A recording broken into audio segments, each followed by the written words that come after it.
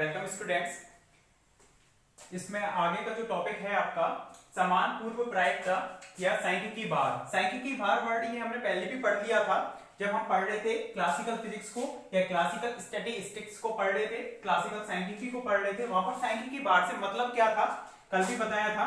जैसे कि ये इस तरह से एक बॉक्स है, उसको अनेक कोष्ठकों से मिलकर बना हुआ मान रहे थे जिनमें इनकी ऊर्जा होती थी कोष्ठकों की E1, E2, E3 and so on, इस तरह से En इस तरह से हुआ करती थी। तो एक कोष्ठका को हम कितनी सह कोष्ठकों से मिलकर बना हुआ मान रहे हैं, एक कोष्ठका को हमने कितनी सह कोष्ठकों से मिलकर बना हुआ माना, वही क्या कहला रही थी वहां पर सांख्यिकी भार। जैसे कि हमने इसको 4 से डिवाइड कर दिया, मतलब 4 भाग कर दिए इसके इस तरह से, तो यहाँ पर सांख्यिकी भार कितना हो जाएगा, 4 हो जाएगा। तो कल हम बात कर रहे थे आइगन फलन व आइगन मान के लिए। किसके लिए? आइगन फलन व आइगन मान। आइगन मान बोल सकते हो या ऊर्जा आइगन मान भी बोल सकते हो। मतलब क्या है इसका, देखो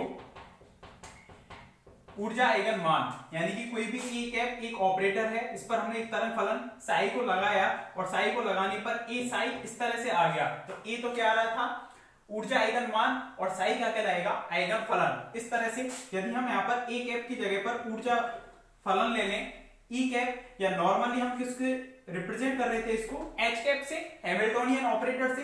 तो H cap psi equal to अगर हम करें तो एच कैप के लिए ऊर्जा कितनी हो जाएगी, ई साई।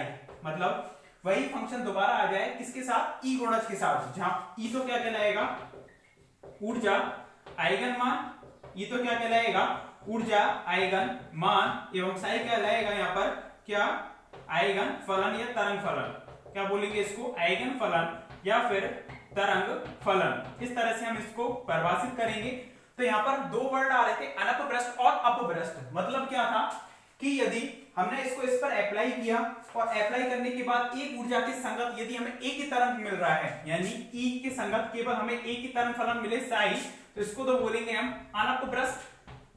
अनपभ्रष्ट यानी कि नॉन डीजनरेट, नॉन डीजनरेट इस तरह से। और यदि ई के संगत एक से अधिक तरंग फलन हमें मिल जाए, जैसे साई 1, साई 2, साई 3, यानी एक ही ऊर्जा स्तर में कण के पाए जाने की जो प्रोबेबिलिटी है वो अलग अलग है, और वो किस पर डिपेंड कर रही है, अलग अलग साइज की वैल्यू पर, कि साई 1, साई 2, साई 3 इस तरह से है। तो इसको बोलेंगे हम अपभ्रष्ट ऊर्जा स्तर। क्या बोलेंगे इसको, अपभ्रष्ट ऊर्जा स्तर। और अपभ्रष्टता की जो कोटि हो जाएगी, जैसे 3 है तो 3 हो जाएगी, अगर साई 4 होता तो 4 हो जाती। तो अपभ्रष्टता की जो कोटि है, अपभ्रष्टता की कोटि, उसी को हम यहां पर बोल देते हैं क्या, सांख्यिकी भार या फिर समान पूर्व प्रायिकता। सांख्यिकी भार या फिर समान पूर्व प्रायिकता ये बोल देंगे कि एक ही ऊर्जा स्तर के संगत एक से अधिक तरंग फलन। तो यहां पर भी तो ऐसा ही हो रहा था कि एक ही ऊर्जा, जैसे इसकी मान ली हमने E4 थी, E4 है, अब 4 में हमने डिवाइड किया तो इसकी भी E4 है, E4 यहाँ पर अगर कण किसी भी सह कोष्ठका में अगर मिल रहा है तो प्रत्येक में उसकी जो एनर्जी है वो कितनी ही है, कितनी ही है, E4 है। लेकिन इसमें कण की पाई जाने की प्रोबेबिलिटी अलग होगी, इसमें अलग होगी, इसमें अलग होगी और इसमें अलग होगी। तो एक ही ऊर्जा के स्तर के संगत 4 तरंग फलन अलग अलग होंगे। मतलब वही है जो क्लासिकल में था, क्वांटम में थोड़ा अलग वे में बोल रहे हैं उसको, कि एक ही ऊर्जा स्तर के संगत यहाँ पर जो तरंग फलन होगा वो एक से ज्यादा है, तो उसी को बोलेंगे हम अपभ्रष्ट ऊर्जा स्तर और अपभ्रष्टता की कोटि, जिसको इंग्लिश में बोलते हैं ऑर्डर ऑफ डीजनरेसी। क्या बोलेंगे, ऑर्डर ऑफ डीजनरेसी। और यही हो जाएगा सांख्यिकी भार के बराबर। तो लिखें इसमें यदि एक आइगन फलन के संगत केवल एक ही आइगन मान, यदि एक आइगन मान के संगत केवल एक ही आइगन फलन अस्तित्व में है तो यह अवस्था अनपभ्रष्ट कहलाती है। तो यह अवस्था अनपभ्रष्ट कहलाती है। तथा यदि एक आइगन मान के संगत एक से अधिक आइगन फलन अस्तित्व में हो तो, तथा यदि एक आइगन मान के संगत एक से अधिक आइगन फलन, ब्रैकेट में लिख देना तरंग फलन अस्तित्व में हो तो इस अवस्था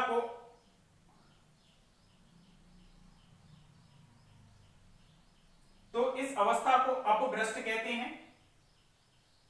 तो इस अवस्था को अपभ्रष्ट कहते हैं।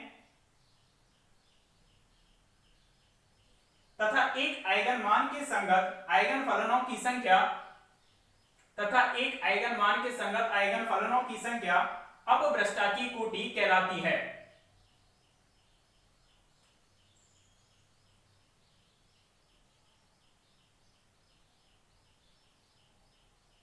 अपभ्रष्टा की कोटि कहलाती है।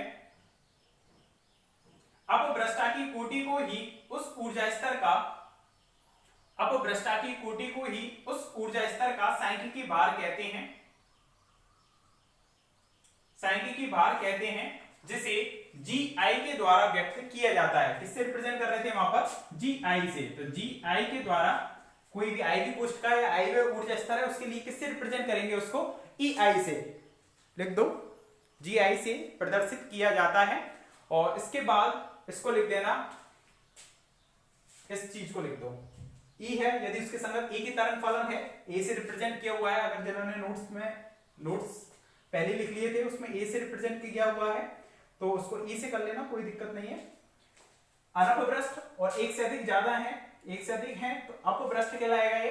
और अपभ्रष्टा की कोटि कितनी हो जाएगी? जैसे जितनी भी ऊर्जा स्तरों की संख्या होगी वो अपभ्रष्टा की कोटि हो जाएगी। लिख दो।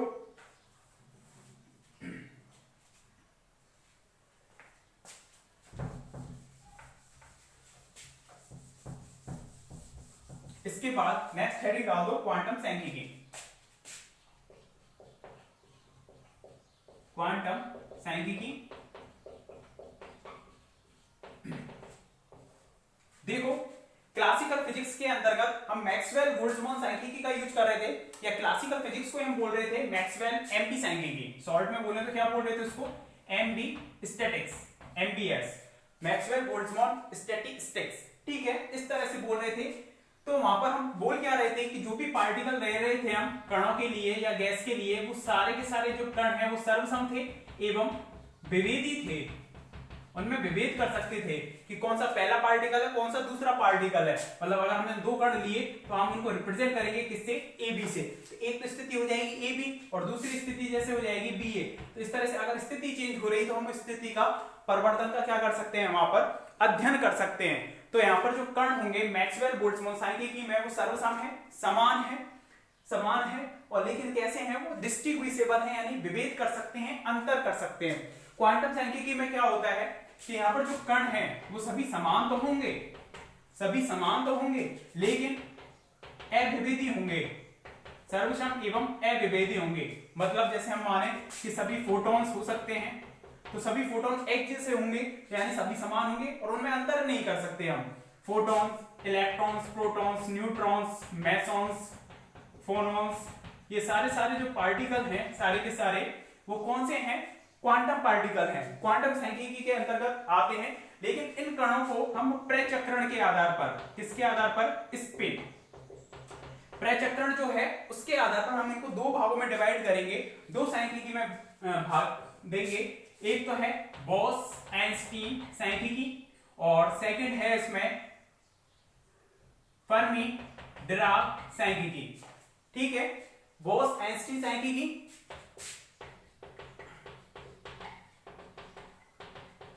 बोस-आइंस्टीन सांख्यिकी और सेकंड वाली है कौन सी हमारे पास? एफडी सांख्यिकी, यानी कि फर्मी-डिराक सांख्यिकी। इस तरह से है और इन दोनों के अंतर्गत हम कणों को प्रचक्रण के आधार पर बांटेंगे। तो प्रचक्रण के आधार पर यदि बोस-आइंस्टीन सांख्यिकी है तो उसके अंतर्गत वो पार्टिकल आएंगे जिनकी जो स्पिन है, उनकी जो स्पिन है पूर्णांक होती है, यानी कि स्पिन यदि 0, 1, 2, 3 एंड सो ऑन हो तो वो कहलाएंगे बोस-आइंस्टीन सांख्यिकी पार्टिकल।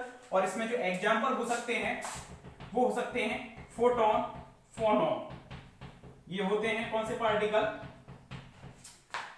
Bose-Einstein particle. ठीक है, बीई पार्टिकल कहलाएंगे। और एक और है मेसॉन्स पार्टिकल। ठीक है, और दूसरी है फर्मी-डिराक सांख्यिकी। इसके अंतर्गत अगर कणों की स्पिन से मतलब क्या होता है? अपनी एक्सिस के प्रति किस तरह से वो रोटेट कर रहा है, क्लॉकवाइज कर रहा है, एंटी क्लॉकवाइज कर रहा है। तो उसके आधार पर यदि इसकी स्पिन हाफ अर्ध विषम पूर्णांक है, 3/2, 5/2 एंड सो ऑन, इस तरह से है तो वो सारे के सारे पार्टिकल क्या कहलाएंगे? फर्मी-डिराक पार्टिकल कहलाएंगे। और इसमें आते हैं इलेक्ट्रॉन, प्रोटॉन, न्यूट्रॉन इत्यादि। ये जो भी परमाणविक पार्टिकल होते हैं, परमाणु के जो कण होते हैं, वो सभी कौन से होते हैं, फर्मी ड्राग। और आप इन जब इलेक्ट्रॉनों को आप बढ़ते हो कक्षाओं में, केमिस्ट्री में पढ़ते होंगे, जैसे कि पी ब्लॉक, पी ले लिए कक्षक, उसमें 3 होते हैं। तो पहले तो इलेक्ट्रॉनों का समांतर चक्रण करते हो आप इस तरह से, फिर उनका क्या करते हो, विपरीत चक्रण करते हो। तो ये नियम कौन सा कहलाता है, पाउली के अपवर्जन का नियम, पाउली का अपवर्जन का नियम। मतलब इस नियम के आधार पर बढ़ते हो, टोटल मिलाकर तो आप वो सिद्धांत कहलाता है, लेकिन यहाँ पर जो यूज हो रहा है वो पाउली का अपवर्जन नियम कहलाता है, कि जब भी आप इलेक्ट्रॉन, प्रोटॉन, न्यूट्रॉनों को कक्षाओं में बढ़ते हो तो वहां पर इसका यूज करते हैं, पाउली के अपवर्जन नियम का। ये कहता क्या है पाउली का अपवर्जन नियम, ये कहता है कि आपने इस इलेक्ट्रॉन को ऐसे ही क्यों नहीं भरा, विपरीत दिशा में ही क्यों भरा। क्यों, क्योंकि यदि अगर कोई भी 2 पार्टिकल एक साथ रह रहे हैं तो उनके लिए सभी क्वांटम संख्याएं, सभी क्वांटम संख्याएं वो समान नहीं हो सकती, सभी क्वांटम संख्याएं उनके लिए समान नहीं हो सकती। ये कहना है पाउली के अपवर्जन। अपवर्जन मतलब मना कर रहा है कि कोई भी 2 कण हैं, वो अगर सब कुछ नेचर उनकी सेम है, कोई भी 2 कण हैं, उनकी नेचर अगर पूरी की पूरी सेम है तो वो एक साथ नहीं रह सकते, उनकी कुछ ना कुछ नेचर में चेंजेस आना चाहिए, कुछ बदलाव होना चाहिए, तभी वो एक साथ रह सकते हैं। थोड़ा चेंजेस होना चाहिए एक दूसरे की तुलना में।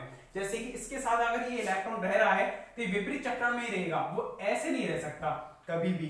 आप कभी भी नहीं बढ़ते होंगे ऐसे एक इस दिशा में, अपोजिट डायरेक्शन में बढ़ते हैं।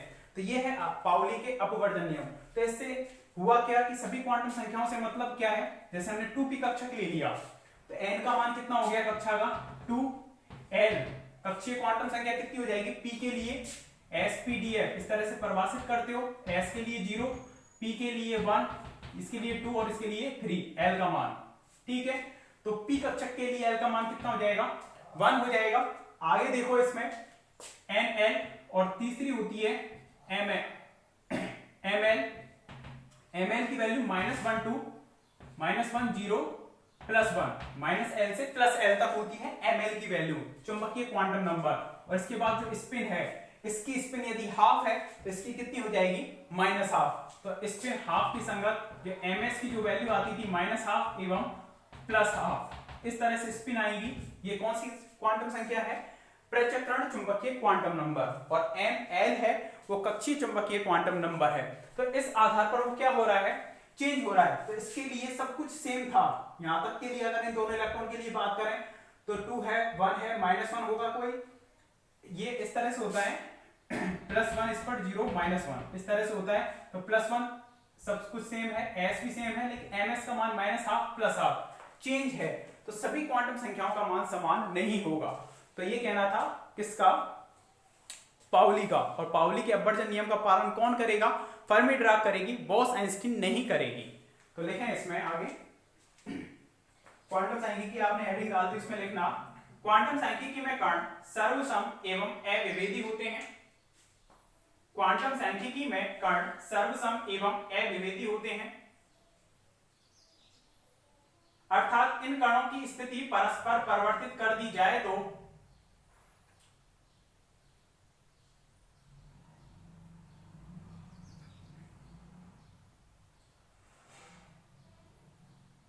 यदि इन कणों की स्थिति परस्पर परिवर्तित कर दी जाए तो निकाय की अवस्था में परिवर्तन नहीं होगा, क्योंकि सभी सेम से लग रहे हैं। अगर परिवर्तन कर देंगे तो वो परिवर्तन दिखेगा ही नहीं।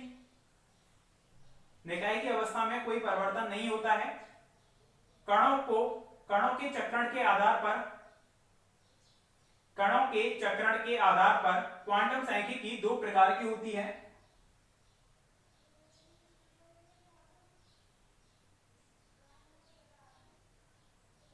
कणों के चक्रण के आधार पर क्वांटम सांख्यिकी 2 प्रकार की होती है। दोनों के नाम लिख देना, बोस आइंस्टीन सांख्यिकी नंबर 1, सेकंड डाल देना फर्मी डिराक सांख्यिकी, और फर्स्ट को हेडिंग बना देना बोस आइंस्टीन सांख्यिकी।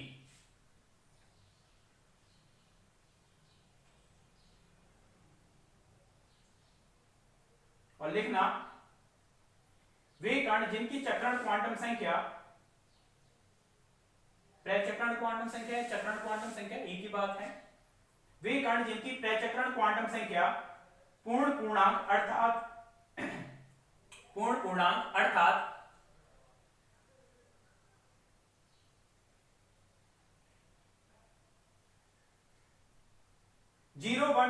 एंड सो ऑन होती है, वे कण जिनकी प्रचक्रण क्वांटम संख्या पूर्ण पूर्णांक अर्थात 0 1 2 3 एंड सो ऑन होती है, वे कण बॉस-आइंस्टीन सांख्यिकी का पालन करते हैं। वे कण बॉस-आइंस्टीन सांख्यिकी का पालन करते हैं।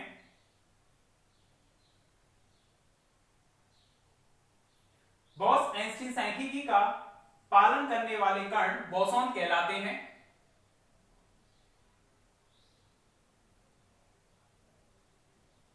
बॉस-आइंस्टीन सांख्यिकी का पालन करने वाले कण बोसॉन कहलाते हैं।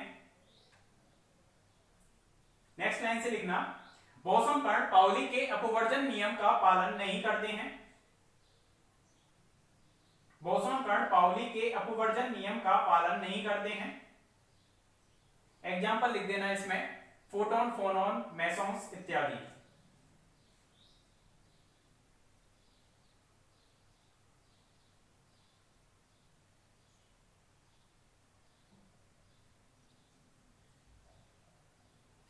सेकंड डाल देना फर्मी डिराक सांख्यिकी।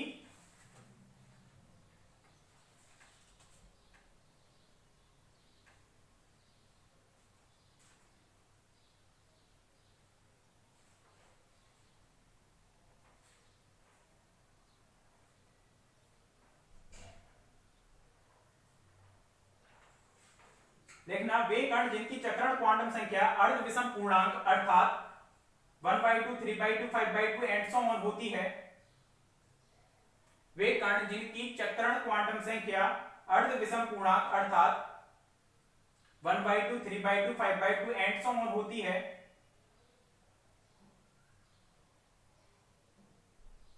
वे कण फर्मी डिराक सांख्यिकी का पालन करते हैं। वे कण फर्मी डिराक सांख्यिकी का पालन करते हैं।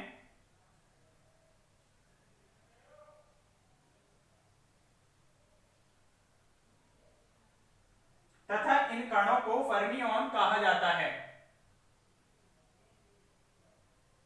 तथा इन कणों को फर्मियॉन्स कहा जाता है।